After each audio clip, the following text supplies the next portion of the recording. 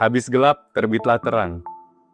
Itulah kalimat yang pernah diucapkan oleh pahlawan kita, Raden Ajeng Kartini. Maknawi dari kalimat tersebut adalah, setelah masa-masa sulit, akan tiba masa-masa bahagia. Persoalannya, gue berpikir, tampaknya hari ini kalimat itu udah gak berlaku lagi. Ya, gimana enggak ya? Karena gue jujur aja nih ya, kurang lebih menjalani kehidupan ini selama 30 tahun di muka bumi ini, gue sering banget nih nemu fenomena aneh, di mana seorang mantan pacar menagih mantan pacarnya ketika mereka sudah putus pacaran. Yang ditagih pun macam-macam nih. Ya bisa jadi uang makan pas mereka ngedate kek, ongkos bensin kek, velg mobil kek. Ya lu mungkin gak percaya, tapi nyatanya gue udah sering banget nih nemu fenomena-fenomena kayak gini. Dan ini gak terjadi 1 kali 2 kali doang. Makanya pada kesempatan kali ini, gue mengangkat topik habis putus pacaran, terbitlah invoice tagihan. Nah, yang harus dipahami bersama sebenarnya adalah gue pribadi percaya, meyakini bahwa setiap dari diri kita, setiap orang di luar sana, dalam memulai suatu hubungan itu, entah itu hubungan kerja sama, hubungan perkawinan, or sesimpel hubungan pacaran, pasti pengennya bahagia-bahagia aja. Itu semua harus kita akui secara bersama. Gak ada satupun dari kita memulai suatu hubungan berharap mendapatkan kesulitan. Yang harus dipahami bersama-sama adalah hubungan pacaran ini tuh gak diakuin baik oleh hukum republik maupun hukum agama. Sehingga dapat dikatakan tidak ada legal standing jelas terhadap hubungan pacaran. Lain halnya kalau kita berbicara hubungan perkawinan, yang memang kalau di agama manapun pasti mengatur tentang perkawinan. Sedangkan di hukum republik itu ada Undang-Undang Nomor 1 Tahun 1974 tentang perkawinan. Bahkan pada pasal 35 ayat 1 Undang-Undang Perkawinan yang pada intinya mengatur bahwa harta benda yang diperoleh selama hubungan perkawinan itu merupakan harta bersama.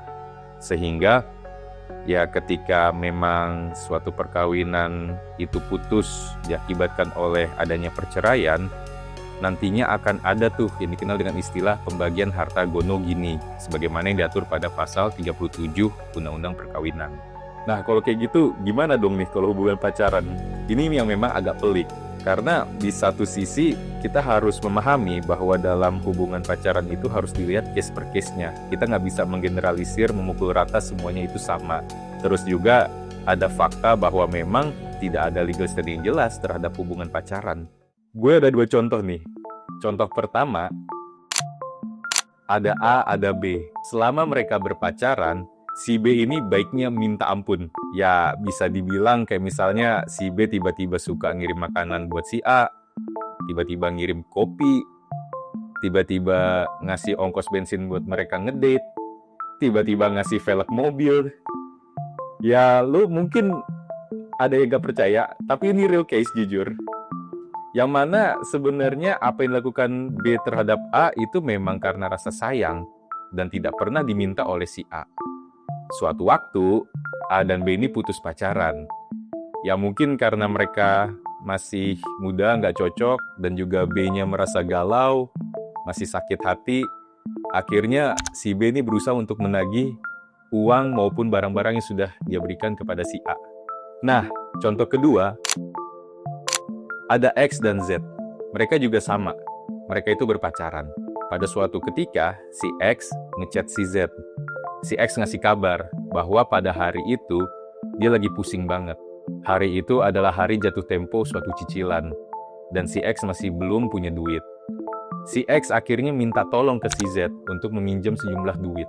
Yang mana si X bilang dia berjanji akan dikembalikan pinjamannya itu ketika si X sudah mendapatkan gajinya. Bulan berganti menjadi tahun, pinjaman tersebut nggak kunjung dikembalikan. Bahkan, sejak kejadian pertama kali meminjam duit tersebut, si X jadi sering nih.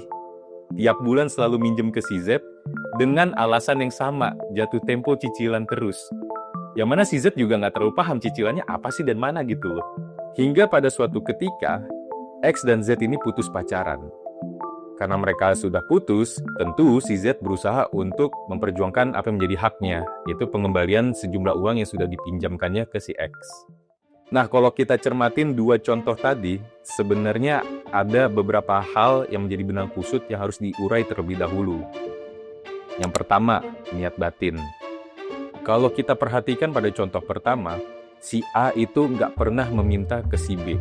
Apa yang dilakukan si B terhadap A merupakan tindakan inisiatif sendiri dengan penuh kesadaran dan keyakinan. Sedangkan pada contoh kedua, si X secara terang-terangan menghubungin si Z untuk meminta tolong dan juga berjanji akan mengembalikan pinjamannya. Yang kedua, kekuatan pembuktian.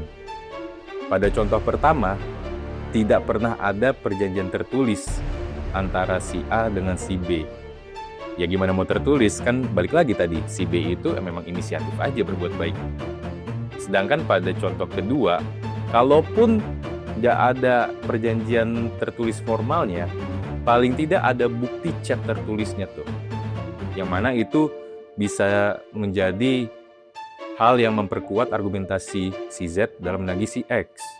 Sedangkan si B, mohon maaf, agak sulit nih kiranya untuk menagih si A. Karena ya itu tadi, nggak ada data pendukungnya. Yang ketiga, berbicara berapa nominalnya. Nah, berbicara nominalnya ini, baik di contoh pertama maupun kedua, kalau emang mau benar-benar komprehensif, ya harus diaudit dulu tuh. Harus disesuaikan juga kursnya pada saat itu berapa.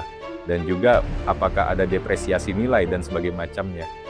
Nah, yang nggak kalah gegernya nih, fenomena-fenomena aneh ini, itu semakin diperkeruh dengan adanya tindakan-tindakan dari orang yang mengklaim dirinya sebagai korban dalam menagih mantan pacarnya, itu dengan cara mengekspos atau bahkan hingga menghina mantan pacarnya di sosial media.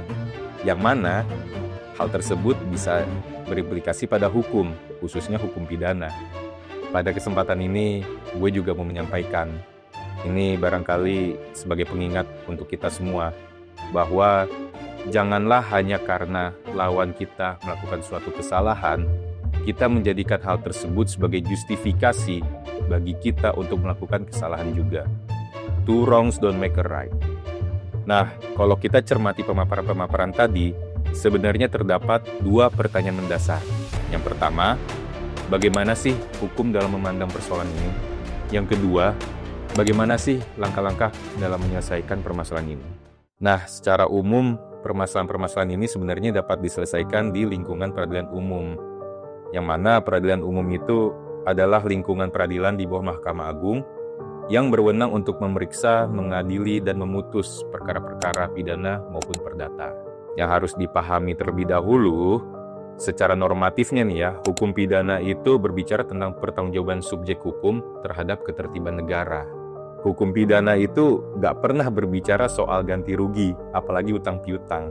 Sedangkan hukum perdata ini memang berbicara tentang hak dan kewajiban antar subjek hukum. Sehingga apabila memang harapannya adalah mendapatkan suatu ganti rugi, atau ini berbicara soal utang piutang, memang konsekuensi yuridisnya, jalur yang harus ditempuh adalah jalur hukum perdata, bukan hukum pidana.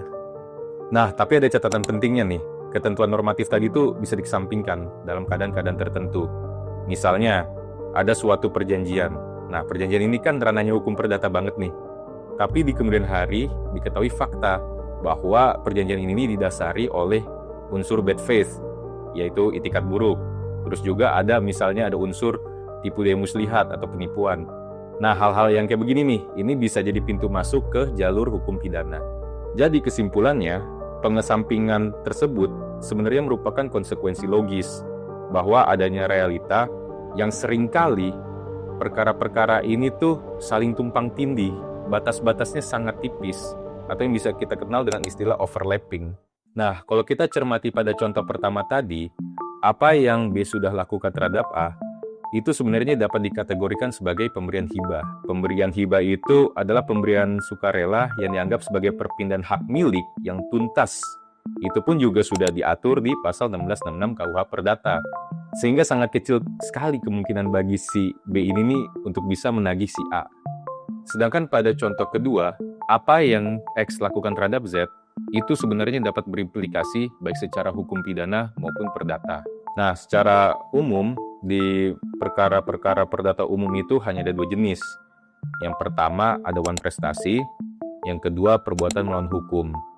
Wan prestasi itu secara pokok diatur pada pasal 1243 KUH Perdata. Definisi gampang dari wan prestasi adalah ingkar prestasi, atau ingkar janji, atau cedera prestasi. Nah, jadi prestasi yang dimaksud di sini tuh bukan achievement ya, tapi prestasi yang dimaksud di sini adalah suatu kewajiban atau suatu janji. Makanya wan prestasi itu adalah keadaan di mana adanya ingkar janji, ingkar prestasi, cedera prestasi, dan lain-lain. Profesor Subekti sendiri mendefinisikan keadaan wan prestasi itu adalah ketika terjadi 4 hal. Yang pertama, tidak memenuhi prestasi sama sekali. Yang kedua, memenuhi prestasi tapi tidak sebagaimana mestinya. Yang ketiga, memenuhi prestasi tetapi terlambat. Yang keempat, melakukan sesuatu yang dilarang di dalam perjanjian. Sedangkan perbuatan melawan hukum, atau yang biasa dikenal dengan istilah onrechtmatigdat dalam bahasa Belanda, itu diatur pada pasal 1365 KUH Perdata. Lo pada boleh aja nyari tahu bunyi pasalnya, terus lo baca, terus lo hafalin. Tapi gue pribadi punya cara tersendiri untuk memahami apa yang dimaksud dengan perbuatan melawan hukum secara simpel. Gampangnya, perbuatan melawan hukum itu adalah keadaan ketika ada hak orang lain yang kita langgar, ada kewajiban diri kita yang tidak kita penuhi, dan ada hubungan sebab akibat atau kausalitas yang langsung antara perbuatan dengan kerugian. Nah, ini juga harus dipahami secara bersama-sama nih. Perbedaan antara wan prestasi dengan perbuatan melawan hukum itu pun sangat tipis. Bedanya, wan prestasi itu mensyaratkan harus ada perjanjian tertulisnya terlebih dahulu. Sedangkan perbuatan melawan hukum tidak mensyaratkan adanya perjanjian tertulis terlebih dahulu. Nah, kalau kita kaitkan pada pemaparan-pemaparan tadi, sekalipun tidak ada perjanjian tertulis secara formal, namun apabila dalam percakapan chat antara si X dengan si Z itu sudah memenuhi unsur syarat-syarat sahnya perjanjian, sebagaimana yang diatur pada pasal 1320 KUH Perdata, maka perbuatan yang sudah dilakukan oleh X terhadap Z patut diduga merupakan perbuatan wan prestasi. Hal ini pun juga diperkuat oleh adanya pasal 5 ayat 1 UU ITE, dan juga putusan nomor 258-PDT-G-2023-PNBLB. Nah, kalau secara hukum pidana nih ya, perbuatan yang X lakukan terhadap Z itu sebenarnya patut diduga X itu sudah melakukan tindak pidana penggelapan yang diatur pada pasal 486 Undang-Undang Nomor 1 Tahun 2023 tentang KUHP, dan juga tindak pidana penipuan sebagaimana yang diatur pada pasal 492 Undang-Undang Nomor 1 Tahun 2023 tentang KUHP. Adapun dugaan demikian sebenarnya didasari oleh beberapa fakta, yaitu yang pertama, perbuatan tersebut diawali dengan dalih meminjam sejumlah uang untuk membayar tagihan suatu cicilan, yang mana itu juga patut diragukan kebenarannya. Yang kedua, adanya janji-janji untuk mengembalikan pinjaman, yang mana tidak kunjung dilakukan untuk waktu yang cukup lama. Yang ketiga, dilakukan berkali-kali sepanjang hubungan pacaran tersebut, yang mana hitungannya kurang lebih 1 tahunan. Nah, melihat realita di masyarakat saat ini, memang begitu runyemnya masalah hukum, sebenarnya terdapat 2 pendekatan dalam menyelesaikan permasalahan hukum. Yang pertama, itu adalah pendekatan secara litigasi, yaitu pendekatan yang mengikuti skema proses peradilan, baik itu secara hukum pidana maupun perdata. Kalau secara pidana, yaitu diawali dengan membuat laporan atau aduan di kantor polisi. Sedangkan kalau secara hukum perdata, itu dengan cara melayangkan gugatan. Pendekatan selanjutnya yaitu pendekatan non-litigasi. Pendekatan non-litigasi ini adalah kebalikannya pendekatan litigasi, yang mana pendekatan ini berfokus untuk menyelesaikan masalah di luar skema peradilan. Jadi itu nggak akan diikutin tuh skema proses peradilan. Penyelesaiannya itu lebih mengutamakan teknik-teknik mediasi, teknik-teknik negosiasi, atau bahkan menggunakan sarana ADR atau Alternative Dispute Resolution. Di akhir kata, gue dan anak gue, ini namanya Toke by the way, kami mau menyampaikan bahwa hendaknya kita dalam menjalani kehidupan itu dan menjalani hubungan apapun harus menjadi orang yang konsekuen. Artinya, kalau memang kita melakukan sesuatu atas dasar inisiatif, ya terima aja kalau hubungannya itu nggak sukses atau nggak berhasil. Ya mohon maaf gitu loh. Tapi kalau memang kita secara sadar meminta pertolongan, apalagi berjanji untuk mengembalikan suatu pinjaman, Ya kembalikanlah, penuhi kewajiban kita, jangan langgar hak orang lain. Kalau Tokyo gimana, Kyo? Kamu setuju nggak? Kalau ada orang ngasih kado velg mobil, terus pas putus pacaran diminta lagi.